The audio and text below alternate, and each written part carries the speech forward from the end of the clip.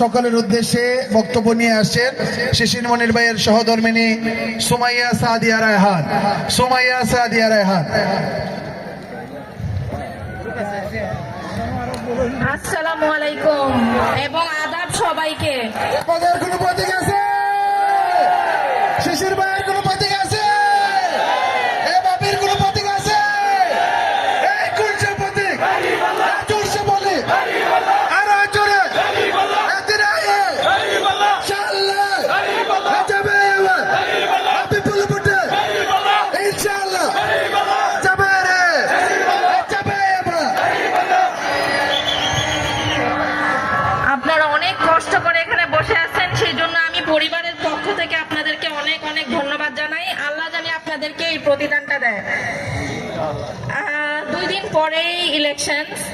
আমার নতুন করে কিছু বলার নাই আসলে।